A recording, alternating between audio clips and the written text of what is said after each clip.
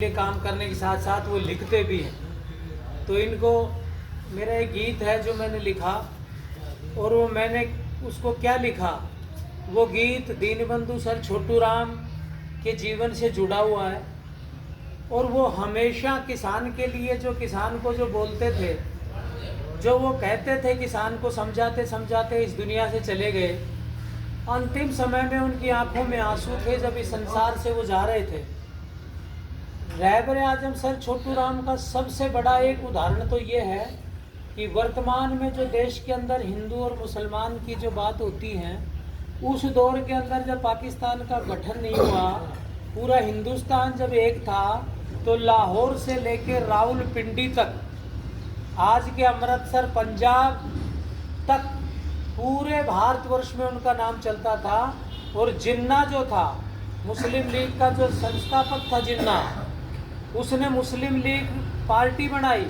और पाकिस्तान के हिंद जो ये क्षेत्र था महापंजाब, जिसमें आज का लाहौर का इलाका और इधर अपना पंजाब, हरियाणा, हिमाचल प्रदेश, इसको सबको मिला के एक महापंजाब क्षेत्र होता था। उसमें मुसलमानों की संख्या भी बहुत ज़्यादा थी, सिख जाटों की संख्या भी बहुत ज़्यादा थी, और अपनी कौम के लोग भी बहुत ज़्यादा थे। तो जिन्ना जी ने जब चुनाव लड़ा, तो जिन्ना जी की 2 ही सीटें आई थी। और उनकी जो पार्टी थी जमींदारा, वो पार्टी प्रचंड बहुमत से उस समय पे सत्ता में आई। और हिंदू महासभा का भी गठन हुआ था, उनकी 1 सीट आई थी। तो धर्म के आधार पे बंटवारा नहीं हुआ किसानी का। और वो रहबर आजम किसानों, उस मुसलमानों की तरफ से उनको ये उपाधि दी गई, और अंग्रेज़ों की तरफ से सर की उपाधि उनको मिली। रहबर आजम दीनबंधु, वो हिंदुओं के देवता थे, इतनी बड़ी उपाधि लेकर के। लेकिन जब 1945 में वो जब इस संसार से गए, आपको पता है, जब वो उस महापंजाब के राजस्व मंत्री थे, तो उन्होंने एक कानून बनाया। उन्होंने कहा कि जिसकी रकम, साहूकार ने जो जमीन गिरवी रखी है किसान की, जो रकम है, अगर 1000 रुपया है तो 2000 रुपये से ज़्यादा वो किसान से वसूल नहीं कर सकता। ये कानून बनाया।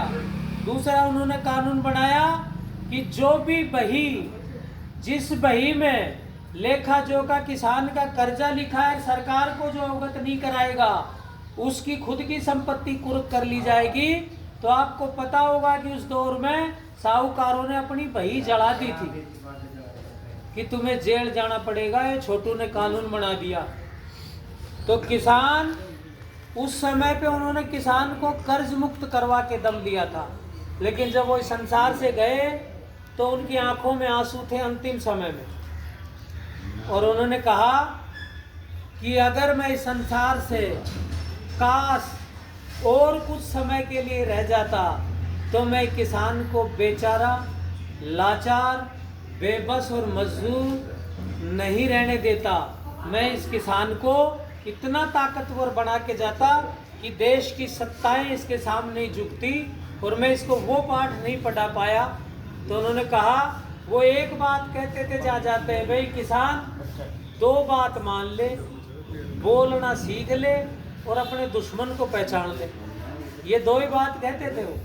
बोलना सीख लो, बोलने का मतलब कि ये हमारा अधिकार है, इसको लेके कोई गलत कर रहा है उसका विरोध करो, ऐसा नहीं सहेंगे। और अपने दुश्मन को, जो किसानों का दुश्मन है, उसको पहचान लो। यही तो 2 बातें थी। उन्होंने यही बातें कही। ये बातें मैं आपको, उनका जिलाध्यक्ष जी का आदेश है तो मैं सुना रहा हूँ, वाक्य बोल के। अच्छी लगे